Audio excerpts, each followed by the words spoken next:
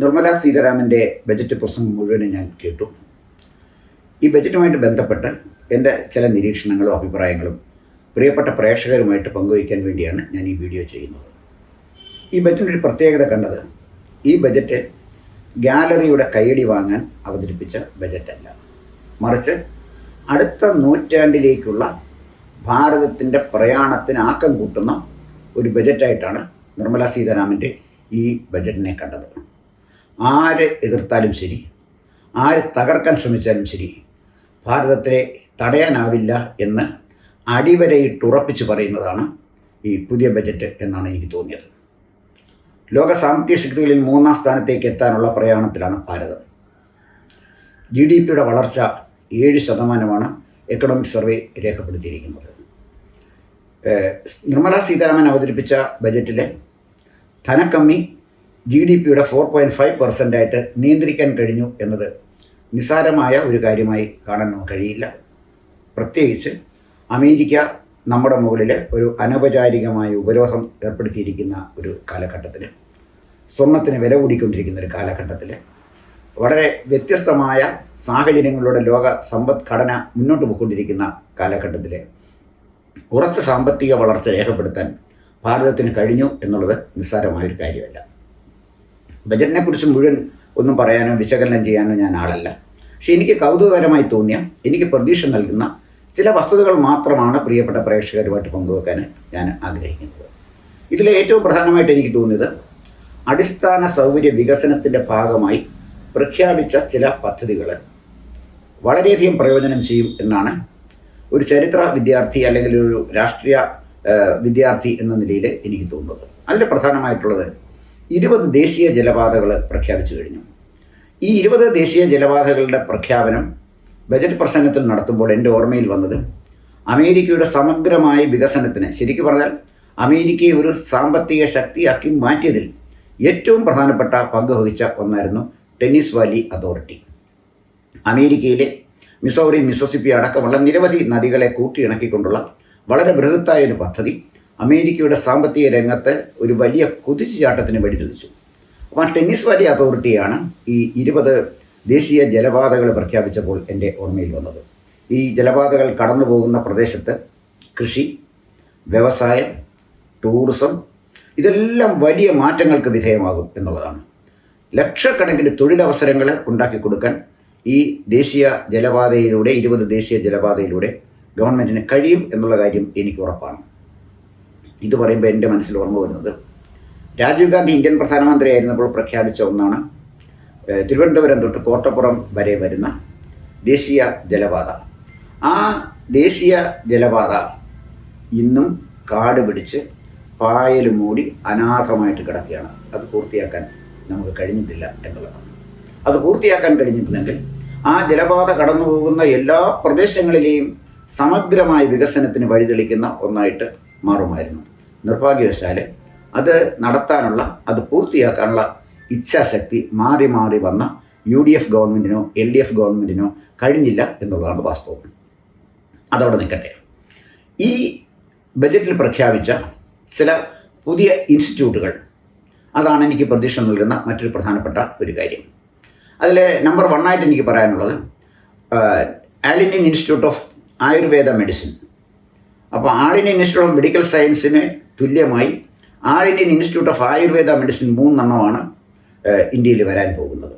ന്യായമായും അതിലൊന്ന് കേരളത്തിന് പ്രതീക്ഷിക്കാവുന്നതാണ്. കാരണം ആയുർവേദത്തിൻ്റെ രംഗത്ത് കേരളം നേടിയ നേട്ടം അത്ര വലുതാണ്. പ്രതിപക്ഷ ഭരണകക്ഷി വ്യത്യാസമില്ലാതെ നമ്മുടെ ഗവൺമെൻറ്, പ്രത്യേകിച്ച് നമ്മുടെ നിയമസഭയിലെ പ്രതിപക്ഷവും ഭരണകക്ഷിയും BJPയും എല്ലാം ഒന്നിച്ച് ശ്രമിച്ചാൽ തീർച്ചയായിട്ടും all Indian institute of Ayurvedic മെഡിസിന് നമുക്ക് അതിലൊരെണ്ണം നമുക്ക് കിട്ടാനുള്ള എല്ലാ സാധ്യതകളും ഉണ്ട്. ഇതിലെല്ലാം ഉപരിയായിട്ട് ചരകനും സുശ്രുതനും ഒക്കെ ലോകം മുഴുവൻ അറിയാൻ പോകുന്നതിൻ്റെ ആദ്യ പടിയായിട്ട് വേണം ഇതിനെ കാണാൻ. ഇന്ന് ലോകം മുഴുവൻ യോഗ ശ്രദ്ധിക്കുന്നുണ്ട്. 168 രാജ്യങ്ങളിൽ യോഗ പ്രാക്ടീസ് ചെയ്യുന്നുണ്ട്. അപ്പോൾ ആയുർവേദത്തിന് വേണ്ടി മാത്രമായി ഒരു ഇൻസ്റ്റിറ്റ്യൂട്ട്, മെഡിക്കൽ ഇൻസ്റ്റിറ്റ്യൂട്ട് വരുമ്പോൾ അത് വലിയൊരു കുതിച്ചുചാട്ടമായിരിക്കും ആരോഗ്യ സേവന രംഗത്ത്, ആരോഗ്യ സംരക്ഷണ രംഗത്ത് ഉണ്ടാകാൻ പോകുന്നത്. രണ്ടാമത്തെ പ്രധാനപ്പെട്ട ഒരു കാര്യമായി എനിക്ക് തോന്നിയത് നാഷണൽ ഇൻസ്റ്റിറ്റ്യൂട്ട് ഓഫ് ഡിസൈൻസ് ആണ്.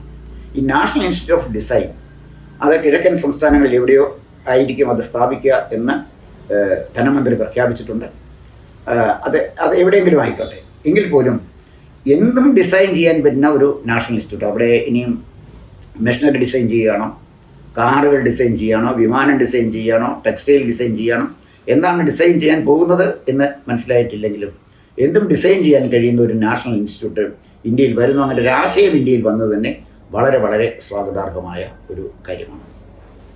പിന്നീട് എനിക്ക് തോന്നിയ മറ്റൊരു പ്രധാനപ്പെട്ട ഒരു സ്ഥാപനം എന്ന് പറഞ്ഞത് national institute of creative technology. അത് മുംബൈയിലാണ് സ്ഥാപിക്കുന്നത്. നാഷണൽ ഇൻസ്റ്റിറ്റ്യൂട്ട് ഓഫ് ക്രിയേറ്റീവ് ടെക്നോളജിയുടെ അതിരുകൾ ആകാശം മാത്രമാണ്. കാരണം മാറിക്കൊണ്ടിരിക്കുന്ന ലോകത്ത് ക്രിയേറ്റീവ് മൈൻഡിന് അല്ലെ ക്രിയേറ്റീവായുള്ള രചനാത്മകമായ മനസ്സുകൾക്ക് ഒരു സ്ഥാപനം ഉണ്ടായാൽ അതിൻ്റെ ഉയരം അതിന് കീഴടക്കാൻ കഴിയാത്ത ഒരു മേഖലയും കാണും എന്ന് ഞാൻ കരുതുന്നില്ല. തീർച്ചയായിട്ടും അതൊരു വലിയ കാൽവയ്പ് തന്നെയാണ് ഈ കാര്യത്തിലെ നമ്മുടെ വിവിധ മേഖലകളിലെ വികസനത്തിൻ്റെ കാര്യത്തിൽ ഉണ്ടാകാൻ പോകുന്നത്. പിന്നെ അടുത്തത് നാഷണൽ ഇൻസ്റ്റിറ്റ്യൂട്ട് ഓഫ് ഹോസ്പിറ്റാലിറ്റിയാണ്. അതിഥി ദേവോ ഭവ എന്ന് സങ്കല്പിക്കുന്ന ഒരു രാജ്യമാണ്. അതിഥികളെ അങ്ങനെ സ്വീകരിച്ച് ആദരിച്ച് ആനയിച്ച ഒരു സംസ്കാരത്തിൻ്റെ ഭാഗമാണ് നമ്മളെല്ലാവരും. അത് നാഷണൽ ഇൻസ്റ്റിറ്റ്യൂട്ട് ഓഫ് ഹോസ്പിറ്റാലിറ്റി വരുമ്പോൾ തീർച്ചയായിട്ടും നമ്മുടെ ആതിഥ്യ രംഗത്ത്, നമ്മുടെ ഹോട്ടലുകളുടെ രംഗത്ത്, ടൂറിസത്തിൻ്റെ രംഗത്ത് വലിയ മാറ്റമായിരിക്കും ഉണ്ടാകാൻ പോകുന്നത്. എന്തായാലും 20,000 ചെറുപ്പക്കാർക്ക്, യുവതീ-യുവാക്കൾക്ക് നല്ല ടൂറിസ്റ്റ് ഗൈഡുകളാകാനുള്ള പരിശീലനം കൊടുക്കാനുള്ള തീരുമാനവും വളരെ വളരെ സ്വാഗതാർഹമാണ്. പിന്നീട് എനിക്ക് വളരെ പ്രധാനപ്പെട്ടായിട്ട് തോന്നിയത് 5 യൂണിവേഴ്സിറ്റി ടൗൺഷിപ്പുകൾ വരികയാണ്. യൂണിവേഴ്സിറ്റികളല്ല വരുന്നത്, 5 യൂണിവേഴ്സിറ്റി ടൗൺഷിപ്പുകൾ വരികയാണ്. അതിന് നാളത്തെ ഭാരതത്തിൽ ഒരുപക്ഷെ നമുക്ക് നഷ്ടപ്പെട്ടു പോയ നളന്ദ പോലെ, തക്ഷശില പോലെ, വിക്രമശില പോലെയുള്ള ഒരു 5 യൂണിവേഴ്സിറ്റികൾ ഇവിടെ ഉണ്ടാകുന്നു എന്ന് പറഞ്ഞാൽ ലോകത്തിലെ വിവിധ ഭാഗത്തു നിന്നുള്ള വിദ്യാർത്ഥികൾ ഇവിടെ വന്ന് പഠിക്കാൻ തയ്യാറാകുന്നു. കേംബ്രിഡ്ജും ഹാർവാർഡും ഓക്സ്ഫോർഡും ഒന്നും മാത്രമല്ല, വിജ്ഞാന കേന്ദ്രങ്ങളായി മാറാൻ കഴിയുന്ന യൂണിവേഴ്സിറ്റികൾ സ്ഥാപിക്കാനുള്ള ശേഷിയും ശേമുഷിയും ഇന്ത്യ ആർജിച്ചു എന്നുള്ളതിൻ്റെ ഏറ്റവും നല്ല ഉദാഹരണമാണ് 5 യൂണിവേഴ്സിറ്റി ടൗൺഷിപ്പുകൾ ഇന്ത്യയിൽ വരുന്നത്. ലോകത്തിൻ്റെ വിവിധ ഭാഗങ്ങളിൽ നിന്നുള്ള വിദ്യാർത്ഥികൾ പഠനത്തിനായിട്ട് ഇന്ത്യയിൽ എത്തുമെന്ന കാര്യത്തിൽ സംശയമൊന്നുമില്ല. പിന്നീട് മറ്റൊന്ന്, ഒളിമ്പിക്സിനായിട്ട് നമ്മൾ തയ്യാറെടുത്തുകൊണ്ടിരിക്കുകയാണ്. അങ്ങനെ കായിക മേഖലയ്ക്കായിട്ട് ഒരു ഖേലോ ഇന്ത്യ മിഷൻ ഇന്ത്യയിൽ സ്ഥാപിക്കാൻ തീരുമാനിച്ചു. വളരെ ദീർഘവീക്ഷണത്തോടെ ചെയ്യുന്ന ഒന്നാണ്. വളരെ നിസ്സാരമായ സെക്കൻഡുകൾ, സ്പ്ലിറ്റ് ഓഫ് സെക്കൻഡിനാണ് നമ്മുടെ PT ഉഷയ്ക്ക് ഓട്ടത്തിനുള്ള ഒളിമ്പിക്സ് മെഡൽ നഷ്ടപ്പെട്ടത്. അപ്പോൾ നല്ല കായിക താരങ്ങൾ ഇന്ത്യയിലുണ്ട്. അവരെ പരിശീലിപ്പിക്കുവാനും ഒളിമ്പിക്സ് മെഡലുകളുടെ നിരയിൽ ഇന്ത്യയുടേതായ സ്ഥാനം ഉറപ്പിക്കുവാനും സഹായിക്കുന്ന ഒന്നായിരിക്കും ഈ ഖേലോ ഇന്ത്യൻ മിഷൻ. ഒളിമ്പിക്സ് വരുന്ന സാഹചര്യത്തിൽ അത്തരം ഒരു തീരുമാനമെടുത്തത് വളരെ വളരെ നല്ല കാര്യമാണ്. പിന്നീട് വന്ന അടിസ്ഥാനപരമായ വികസനത്തിലെ കൃഷി. എനിക്ക് ഏറ്റവും കൗതുകകരമായി തോന്നിയത് ചന്ദനമരങ്ങൾ വെച്ചുപിടിപ്പിക്കാനുള്ള പ്രോത്സാഹനമാണ്. ഇന്ത്യൻ സാൻഡൽവുഡ് ലോക വിപണിയിൽ ബ്രാൻഡ് ചെയ്ത് വിൽക്കാൻ കഴിയുന്ന ഒരു ആശയം എന്ന് പറഞ്ഞാൽ വളരെ മനോഹരമായൊരു ആശയമാണ്. കാർഷിക രംഗത്ത് ഒട്ടേറെ നൂതനമായ പദ്ധതികൾ ആവിഷ്കരിച്ചിട്ടുണ്ട്. നാളികേരത്തിന്, കൊക്കോയ്ക്ക്, കശുവണ്ടിക്ക് ഒക്കെ പ്രത്യേകം പാക്കേജുകൾ തന്നെ പ്രഖ്യാപിച്ചു കഴിഞ്ഞിരിക്കുന്നു. കാർഷിക രംഗത്തിന് വലിയ ഒരു ഉണർവ് നൽകാൻ ഈ ബജറ്റിലൂടെ കഴിയും എന്ന കാര്യത്തിൽ സംശയമൊന്നുമില്ല. കേരളത്തെ സംബന്ധിച്ചിടത്തോളം ഏറ്റവും കൗതുകകരമായി എനിക്ക് തോന്നിയത് ഈ റെയർ എർത്ത് കോറിഡോറാണ്. കേരളം അപൂർവ ധാതുമണലുകളാൽ സമ്പന്നമാണ് കേരളം. പ്രത്യേകിച്ച് നമ്മുടെ ചവറ, ആ പ്രദേശം, ചവറ കൊല്ലത്തെ നീണ്ടകര മുതൽ വ്യാപിച്ചു കിടക്കുന്ന, ആറാട്ടുപുഴ വരെ വ്യാപിച്ചു കിടക്കുന്ന നമ്മുടെ കടൽ തീരം അപൂർവ ധാതുക്കളാൽ സമ്പന്നമാണ്. അപ്പോൾ കേരളത്തിനെയും തമിഴ്നാടിനെയും ആന്ധ്രാപ്രദേശിനെയും ഒറീസയുമായി കോർത്തിണക്കിക്കൊണ്ട് ഒരു റെയർ എർത്ത് കോറിഡോർ വലിയൊരു ആശയമാണ്. റെയർ എർത്ത് ഇവിടെ സംസ്കരിച്ച് ഉപയോഗിക്കുവാനും വിദേശ രാജ്യങ്ങളിലേക്ക് കയറ്റുമതി ചെയ്യുവാനും ഒക്കെ കഴിയുന്ന തരത്തിൽ ഈ റെയർ എർത്ത് കോറിഡോറിന് കേരളത്തിൻ്റെ സാമ്പത്തിക ഘടനയിൽ വലിയ മാറ്റങ്ങൾ ഉണ്ടാക്കാൻ കഴിയും എന്ന് തന്നെയാണ് ഞാൻ പ്രതീക്ഷിക്കുന്നത്.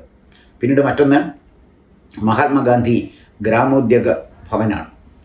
അപ്പോൾ ഇവിടെ മഹാത്മാഗാന്ധി തൊഴിലുറപ്പ് പദ്ധതി നിർത്തി എന്ന് പറഞ്ഞ് നമ്മൾ ബഹളം ഉണ്ടാക്കി. യഥാർത്ഥത്തിൽ പല സംസ്ഥാനങ്ങളിലും ഇത് തൊഴിലുറപ്പ് പദ്ധതിയായിരുന്നില്ല, മറിച്ച് തൊഴിലുഴപ്പ് പദ്ധതിയായിരുന്നു. ഇത് മഹാത്മാഗാന്ധി ഗ്രാമോദ്യോഗ ഭവനുകൾ വരുമ്പോൾ തീർച്ചയായിട്ടും ഒരുപാട് ആളുകൾക്ക് തൊഴിലുകൾ കിട്ടും. മാത്രമല്ല, ഖദറിനെ ഒരു ഇന്ത്യൻ പ്രോഡക്റ്റായിട്ട്, ഇന്ത്യൻ ടെക്സ്റ്റൈൽ പ്രോഡക്റ്റായിട്ട് ബ്രാൻഡ് ചെയ്ത് മഹാത്മാഗാന്ധിയുടെ പേരിൽ അവതരിപ്പിക്കാൻ കഴിയുകയാണെങ്കിൽ ലോകം മുഴുവൻ അറിയുന്ന മഹാത്മാഗാന്ധിയുടെ പേരിൽ വരുന്ന ഈ ബ്രാൻഡ് വളരെ പെട്ടെന്ന് വിറ്റഴിക്കാൻ കഴിയും എന്ന് മാത്രമല്ല, നമ്മുടെ ഖാദി ലോകം മുഴുവൻ അറിയപ്പെടുന്ന ഒരു തുണി ഉൽപ്പന്നമായിട്ട് മാറും. ഖാദി ഷർട്ടുകളും പാൻറ്റുകളും ഒക്കെ ലോകവിപണി ഇന്നല്ലെങ്കിൽ നാളെ ശ്രദ്ധേയമായ ഒരു സ്ഥാനം നേടുമെന്ന കാര്യത്തിൽ സംശയിക്കേണ്ട കാര്യമൊന്നുമില്ല. അതുപോലെ തന്നെ അതിവേഗ റെയിൽ കോറിഡോർ പ്രഖ്യാപിച്ചു. അതിവേഗ റെയിൽ കോറിഡോർ പ്രഖ്യാപിച്ചുകൊണ്ടിരുന്നപ്പോൾ നമ്മുടെ എം പിമാർ കേരളം കേരളം എന്ന് വിളിക്കുന്നത് ടെലിവിഷനിൽ കണ്ടു. എനിക്ക് ദുഃഖം തോന്നി. 2004 മുതൽ 2014 വരെയുള്ള 10 വർഷക്കാലം ഭരിക്കുമ്പോൾ കഞ്ചിക്കോട്ട് ഒരു കോച്ച് നിർമ്മാണ ഫാക്ടറി നൽകാമെന്ന വാഗ്ദാനം ഇന്നും വാഗ്ദാനമായി കിടക്കുകയാണ്. അവിടെ കാട് പിടിച്ച് കിടക്കുകയാണ്. 8 മന്ത്രിമാർ നമുക്ക് കേരളത്തിൽ നിന്നുണ്ടായിരുന്നു. 19 എം പിമാർ നമുക്ക് കേരളത്തിൽ നിന്ന് പിന്നെ UPA ഉണ്ടായിരുന്നു. ശരി പറഞ്ഞാൽ UPA സപ്പോർട്ട് ചെയ്ത് 20 പേരും ഉണ്ടായിരുന്നു എന്ന് പറയുന്നത് എനിക്ക് ശരി. അപ്പോൾ നമ്മൾ ഈ റെയിൽ കോറിഡോറിന് വേണ്ടി ബഹളം ഉണ്ടാക്കിയിട്ട് കാര്യമില്ല. റെയിൽ കോറിഡോറിന് അത്യാവശ്യം വേണ്ടത് സ്ഥലം ഏറ്റെടുക്കുക എന്നുള്ളതാണ്. കേരളത്തിൽ സ്ഥലം ഏറ്റെടുക്കുക വലിയ ബുദ്ധിമുട്ടുള്ള കാര്യമാണ്. ഒരു കാലഘട്ടത്തിൽ അധികം താമസിയാതെ തന്നെ അതിവേഗ റെയിൽ കോറിഡോറുമായിട്ട് കേരളത്തിന് കണക്ടിവിറ്റി കിട്ടും എന്ന കാര്യത്തിൽ എനിക്ക് സംശയമൊന്നുമില്ല. പക്ഷേ ഇപ്പോൾ പ്രഖ്യാപിച്ച അടിയന്തരമായി നടപ്പിലാക്കിക്കൊണ്ടിരിക്കുന്ന ഈ പദ്ധതി നിലവിൽ വന്നാൽ തന്നെ കേരളത്തിലെ അതിവേഗ റെയിൽ കോറിഡോറിന് വേണ്ടി ആവശ്യമായ റെയിൽവേ പാളങ്ങൾ വലിക്കുക സ്വാഭാവികമായിട്ട് വലിയ ബുദ്ധിമുട്ടായിട്ടാണ് എനിക്ക് തോന്നുന്നത്. പിന്നീട് മറ്റൊന്ന് ഉള്ളൊരു പ്രധാനപ്പെട്ട കാര്യം, മാറുന്ന ലോകത്തിനനുസൃതമായിട്ട് ഒരു സെമി കണ്ടക്ടർ മിഷൻ 4000 കോടി രൂപ മുടക്കിയുള്ള സെമി കണ്ടക്ടർ മിഷൻ വലിയ മാറ്റമായിരിക്കും നമ്മുടെ കമ്പ്യൂട്ടറിൻ്റെ രംഗത്ത് ഉണ്ടാക്കാൻ പോകുന്നത്. അതുപോലെ തന്നെ MSME ചെറുകിട സ്മോൾ സ്കെയില്, അതുപോലെ തന്നെ മീഡിയം സ്കെയില്, മൈക്രോ സ്കെയിൽ സംരംഭകർക്കായിട്ട് അതിലേറ്റവും നല്ല ചാമ്പ്യന്മാരെ കണ്ടെത്തുന്നതിനായിട്ട് മാത്രം 10,000 കോടി രൂപയാണ് മാറ്റിവെച്ചിരിക്കുന്നത്. നമ്മുടെ വ്യവസായ മന്ത്രിക്കും നമ്മുടെ വ്യവസായ വകുപ്പിനും ഈ സാധ്യത വളരെ നന്നായിട്ട് പ്രയോജനപ്പെടുത്താൻ കഴിയും എന്നെനിക്ക് തോന്നുന്നു. അതുപോലെ തന്നെ സ്ത്രീകൾക്കായിട്ട് എല്ലാ ജില്ലകളിലും താമസ സൗകര്യം ഒരുക്കാനുള്ള പദ്ധതിയും തീർച്ചയായിട്ടും വളരെ പ്രയോജനകരമായ ഒന്നാണ്. എന്തായാലും national institute of mental health ഉത്തരേന്ത്യയിൽ സ്ഥാപിക്കുന്നു എന്ന് കണ്ടപ്പോൾ എനിക്ക് വ്യക്തിപരമായ സന്തോഷം തോന്നിയത് ഒരുപക്ഷെ അത് ഏറ്റവും കൂടുതൽ പ്രയോജനപ്പെടുന്നത് നമ്മുടെ പ്രതിപക്ഷ നേതാവിനാണ്. അവക്കുമായി അഭിപ്രായം പറയുന്ന, വിദേശ രാജ്യങ്ങളിൽ പോയി ഇന്ത്യയെ അപമാനിക്കുന്ന, പട്ടാളക്കാരിൽ പോലും വിഭജനം ഉണ്ടാക്കാൻ ശ്രമിക്കുന്ന നമ്മുടെ പ്രതിപക്ഷ നേതാവിന് സഹായകമായിരിക്കും ഈ national institute of mental health. അദ്ദേഹത്തിൻ്റെ മെൻ്റൽ ഹെൽത്തിന് ദൈവം കനിഞ്ഞ് അനുഗ്രഹിക്കട്ടെ. രാജ്യത്തെ തള്ളിപ്പറയാതെ നമ്മുടെ ജനാധിപത്യത്തിൻ്റെ ഭാഗമായി ഒരു വളരെ ക്രിയാത്മകമായി പ്രവർത്തിക്കാൻ കഴിയുന്ന ഒരു പ്രതിപക്ഷ നേതാവായിട്ട് അദ്ദേഹത്തിന് മാറാൻ കഴിയട്ടെ. ഈ ബജറ്റിനെ ക്രിയാത്മകമായി വിമർശിക്കാൻ വീഴ്ചകളുണ്ടെങ്കിൽ തീർച്ചയായിട്ടും ചൂണ്ടിക്കാണിക്കേണ്ടതാണ്. അതേസമയം നല്ല വശങ്ങളുണ്ടെങ്കിൽ അതിനെ സ്വാഗതം ചെയ്യുകയും ചെയ്യുന്ന ഒരു ക്രിയേറ്റീവായിട്ടുള്ള ഒരു പ്രതിപക്ഷം, ക്രിയാത്മകമായ ഒരു പ്രതിപക്ഷമായി മാറാൻ കോൺഗ്രസിന് കഴിയട്ടെ എന്ന് മാത്രമേ ഇത്തരണത്തിൽ പറയുന്നുള്ളൂ. കൂടുതൽ വാർത്തകളും വിശേഷങ്ങളും നേരിട്ട് ലഭിക്കാൻ ജനങ്ങളിൽ നിന്ന് ജനങ്ങളിലേക്ക് ജനഭൂമി ന്യൂസ് സബ്സ്ക്രൈബ് ചെയ്യൂ. ബെൽ ബട്ടൺ അമർത്താനും മറക്കരുത്.